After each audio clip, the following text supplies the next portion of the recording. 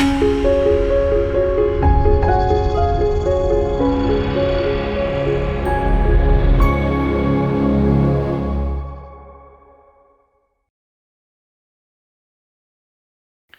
మాత్రం. నేను మీ journalist Navatha. Welcome to our voice.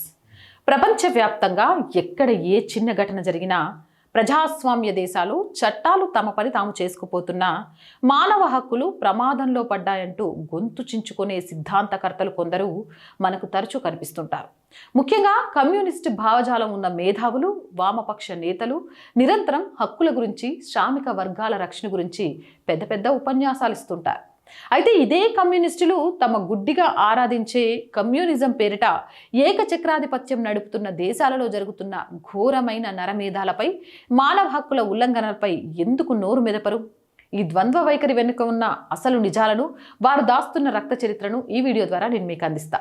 Communism అనగానే సమానత్వం, పేదల హక్కులు, శ్రామిక రాజ్యం అనే అందమైన పదాలు వినిపిస్తాయి. కానీ చరిత్ర పుటలను తిరగేస్తే ఈ సిద్ధాంతం అమలులోకి వచ్చిన ప్రతి చోట రక్తపాతం, అణచివేత, నరమేధమే పునాదులుగా మారాయి. మానవ హక్కుల గురించి ఇతర ప్రజాస్వామ్య దేశాలను ప్రశ్నించే కమ్యూనిస్టులు సోవియట్ యూనియన్లో స్టాలిన్ హయాంలో జరిగిన ఘోరాలను ఎందుకు విస్మరిస్తారు? స్టాలిన్ పాలనలో గులాగ్ అని పిలిచే బలవంతపు శ్రమ శిబిరాలలో లక్షలాది మంది సామాన్య ప్రజలు, భిన్నాభిప్రాయాలు వ్యక్తపరిచిన మేధావులు మరణించారు. కమ్యూనిస్టు సిద్ధాంతాన్ని వ్యతిరేకించారనే ఒకే ఒక్క కారణంతో సొంత ప్రజలనే వేటాడి చంపిన నరమేధం అది. కానీ నేటికి ఏ వామపక్ష వేదికలపైన దీనిపై ఆత్మ విమర్శ గాని, పశ్చాత్తాపం గాని కనిపించదు. కమ్యూనిస్టులు ఆదర్శంగా తీసుకునే మరో దేశం చైనా. మావో జెడాంగ్ నాయకత్వంలో జరిగిన గ్రేట్ లీప్ ఫార్వర్డ్ సాంస్కృతిక విప్లవంలో కోట్ల మంది ప్రజలు ఆకలితో, ప్రభుత్వ క్రూరమైన విధానాల వల్ల ప్రాణాలు కోల్పోయారు. ఆధునిక ప్రపంచ చరిత్రలోనే అతిపెద్ద మానవ నిర్మాణ విపత్తుగా దీనిని పరిగణిస్తారు. అంతేకాదు 1989లో బీజింగ్లోని టియనన్మెన్ స్క్వేర్లో స్వేచ్ఛ, ప్రజాస్వామ్యం కావాలంటూ శాంతియుతంగా నిరసన తెలిపిన వేలాది మంది విద్యార్థులను చైనా కమ్యూనిస్టు ప్రభుత్వం ట్యాంకులతో తొక్కింది, తుపాకులతో కాల్చి చంపింది. నడి రోడ్డుపై యువత రక్తం ఏరులై పారుతుంటే ఇక్కడ మానవ హక్కుల గురించి మాట్లాడే కమ్యూనిస్టు మేధావుల నోళ్లకు తాళాలు పడ్డాయి. నేటికి చైనాలో జింజియాంగ్ ప్రాంతంలో ఒక నిర్దిష్టమైన మైనారిటీ వర్గానికి చెందిన లక్షలాది మందిని రీ ఎడ్యుకేషన్ క్యాంపుల పేరుతో నిర్బంధించి వారి సంస్కృతిని, హక్కులను కాలరాస్తున్న ఇక్కడి వామపక్షాలు మౌనవ్రతం పాటిస్తాయి. ప్రస్తుత ప్రపంచంలో కమ్యూనిజం, నియంతృత్వం కలిసి నడుస్తున్న దారుణమైన ఉదాహరణ ఉత్తర కొరియా. అక్కడ ప్రజలకు కనీసం మాట్లాడే స్వేచ్ఛ లేదు, సమాచార హక్కు లేదు, అంతర్జాతీయ ప్రపంచంతో సంబంధాలు లేవు. ప్రభుత్వానికి వ్యతిరేకంగా చిన్న మాట అన్నా లేదా కిమ్ జోంగ్ ఉన్ పాలనను ప్రశ్నించిన సదరు వ్యక్తితో పాటు వారి 3 తరాల కుటుంబాన్ని జైల్లో బంధించి చిత్రహింసలు పెడతారు. దేశంలో ప్రజలు ఆకలితో అలమటిస్తున్న పాలకులు మాత్రం అణ్వాయుధాల తయారీపై కోట్లు కుమ్మరిస్తుంటారు.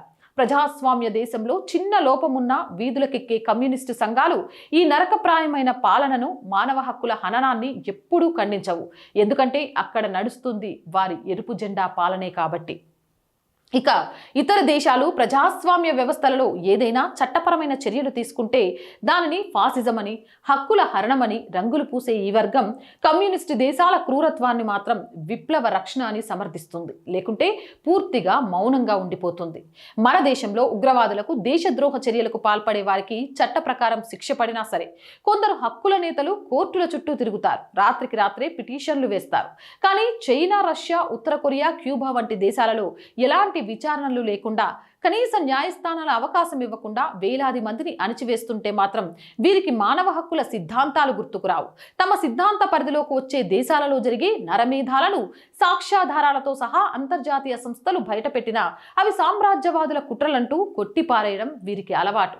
మానవ హక్కులు అనేవి ఏ ఒక్క దేశానికో, ఏ ఒక్క సిద్ధాంతానికో పరిమితమైనవి కావు, అవి విశ్వసనీయమైనవి. కానీ కమ్యూనిజం భావజాలం ఉన్న మేధావులు తాము పరిపాలిస్తున్న లేదా తాము భావజాల దేశాలలో సాగుతున్న నెరమేధాలపై మౌనం వహించడం ద్వారా తమ ద్వంద్వ నీతిని తామే స్వయంగా నిరూపించుకుంటున్నారు. హక్కుల గురించి మాట్లాడే అర్హత కేవలం ఇతరులను ప్రశ్నించినప్పుడే కాదు, తమ సిద్ధాంతం పేరిట జరుగుతున్న తప్పులను, క్రూరత్వాన్ని ఎత్తి చూపినప్పుడే వస్తుంది. ప్రపంచవ్యాప్తంగా కమ్యూనిజం ముసుగులో జరుగుతున్న మానవ హక్కుల ఉల్లంఘనపై వామపక్షాలు ఈ సుదీర్ఘ మౌనం, వారు చెప్తున్న సిద్ధాంతాల వెనుక ఉన్న అసలు నైజానికి నిదర్శనం. ప్రజలు ఈ ముసుగులను గుర్తించి ప్రజాస్వామ్య విలువను కాపాడుకోవాల్సిన అవసరం ఎంతైనా ఉంది. అవునంటారా కాదంటారా? మీ అభిప్రాయం ఏంటి అనేది కామెంట్ చేయండి. వీడియో నచ్చితే లైక్ చేయండి, షేర్ చేయండి. ఇంకా ఎలాంటి వీడియోస్ చేస్తే బాగుంటుంది అనేది కూడా కామెంట్ సెక్షన్లో తెలియజేయండి. అలాగే మళ్ళీ చెప్తున్నానండి, ఫస్ట్ వీక్ వచ్చింది. ఆర్ వాయిస్కి ఆర్థికంగా మీ చేయూత చాలా అవసరం. శాలరీస్ కానీ, రెంట్ కానివ్వండి, మిగిలిన మెయింటెనెన్స్ కానివ్వండి, ఇంకా మనం బ్రేక్ ఈవెన్కి వెళ్ళేదాకా మీరే సపోర్ట్ చేయాలి. దయచేసి ఆర్థికంగా ఆర్ వాయిస్ని ఆదుకోవాలి అనుకుంటే స్క్రీన్ మీద Google pay number, PhonePe number ఇచ్చాము. దాని ద్వారానైనా చేయొచ్చు, లేదా అకౌంట్ డీటెయిల్స్ కూడా ఇచ్చాము. వాటి ద్వారానైనా మీకు తోచిన సహాయాన్ని అందించి ఈ ఛానల్ని ఆదుకోవచ్చు. అలాగే వ్యాపార ప్రకటనల కోసం చాలామందికి వ్యాపారాలు ఉన్నాయి. 8328500576 నెంబర్ని సంప్రదించడం ద్వారా మాకు కొంత ఆర్థికంగా సపోర్ట్ దొరుకుతుంది. మీ వ్యాపారం కూడా వృద్ధి చెందుతుంది. ఆ రకంగానైనా మమ్మల్ని సంప్రదించండి. జై హింద్, జై భారత్.